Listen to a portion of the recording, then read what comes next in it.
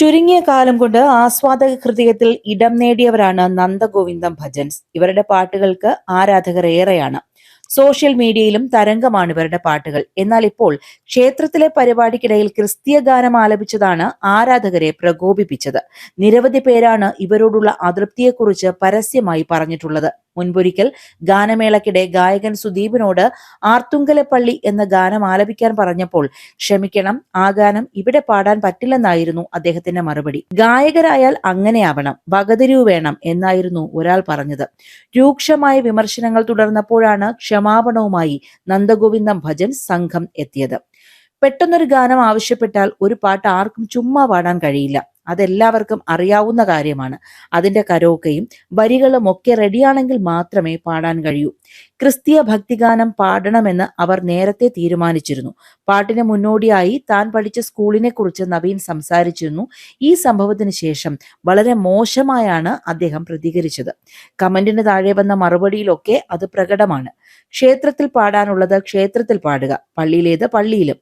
ഭജൻസ് എന്ന് പറഞ്ഞാൽ അമ്പലത്തിൽ പാടാനുള്ളതാണ്. ഗാനമേളയാണെങ്കിൽ ഏത് പാട്ടും പാടും. ഇതങ്ങനെ ആയിരുന്നില്ലല്ലോ എന്നായിരുന്നു വേറൊരാളുടെ പ്രതികരണം.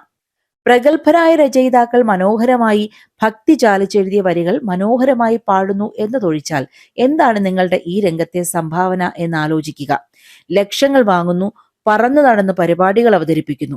ഉയരം കൂടുന്തോറും വീഴ്ചയുടെ ആഘാതവും വലുതായിരിക്കും എന്ന് മനസ്സിലാക്കുക. അന്ന് കൈതന്ന് സഹായിക്കാൻ ഈ നാട്ടിലെ പാവം പിടിച്ച സനാതനധർമ്മ വിശ്വാസികൾ മാത്രമേ കാണുകയുള്ളൂ. പാടിത്തെളിഞ്ഞപ്പോൾ ഫാൻസ് കൂടിയെന്നുള്ള അഹങ്കാര ചിന്ത നിങ്ങൾ മനസ്സിൽ നിന്ന് മാറ്റി വീണ്ടും ഈ രംഗത്ത് തിളങ്ങുക എന്നുള്ള കമന്റുകൾ ഉണ്ടായിരുന്നു.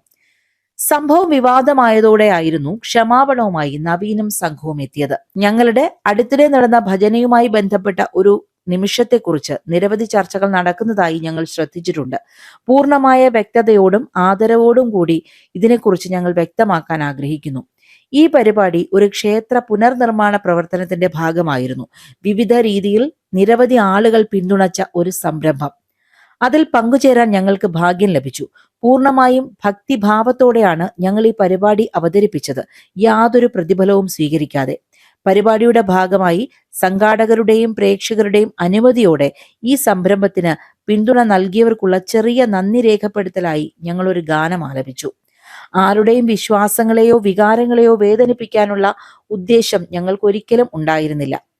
ഇത് ആരെങ്കിലും അസ്വസ്ഥരാക്കിയിട്ടുണ്ടെങ്കിൽ ആ വികാരം ഞങ്ങൾ ഹൃദയപൂർവ്വം അംഗീകരിക്കുന്നു. നന്ദഗോവിന്ദം എപ്പോഴും ഭക്തി, ഐക്യം, സംഗീതത്തിലൂടെ ആളുകൾ ഒന്നാകുന്ന ആത്മാവ് എന്നിവയ്ക്കായി നിലകൊണ്ടതാണ്. അത് മറന്നിട്ടില്ല, മാറിയിട്ടില്ല. സംഗീതം നന്ദിയും ആദരവും ബന്ധവും പ്രകടിപ്പിക്കാൻ കഴിയുന്ന ഒരു ശക്തിയാണെന്ന് ഞങ്ങൾ വിശ്വസിക്കുന്നു. അതായിരുന്നു ആ നിമിഷത്തിന് പിന്നിലുള്ള ഏക ചിന്ത എന്നായിരുന്നു കുറിപ്പ്. നവീൻ പഠിച്ച സ്കൂളും പഠിപ്പിച്ച അധ്യാപകരുമൊക്കെ ഉണ്ടായിരുന്നു അവിടെ. അവരിൽ തന്നെ പല മതവിഭാഗക്കാരുണ്ട്. അവരുടെ താല്പര്യം കൂടി പരിഗണിച്ചാണ് ഈ പാട്ടെന്ന് അദ്ദേഹം പറഞ്ഞിരുന്നു. ക്ഷേത്രത്തിനകത്തായിരുന്നില്ല വേദി, റോഡിന് അരികിലായിരുന്നു. അവിടെ കൂടിയവരിൽ ആർക്കും പരാതി ഉണ്ടായിരുന്നില്ല. സോഷ്യൽ മീഡിയയിലൂടെയായി കാണുന്നവരെന്തിനാണ് ഇത്രയധികം പ്രശ്നങ്ങൾ ഉണ്ടാക്കുന്നത് എന്ന് ചോദിച്ചവരും ഉണ്ടായിരുന്നു.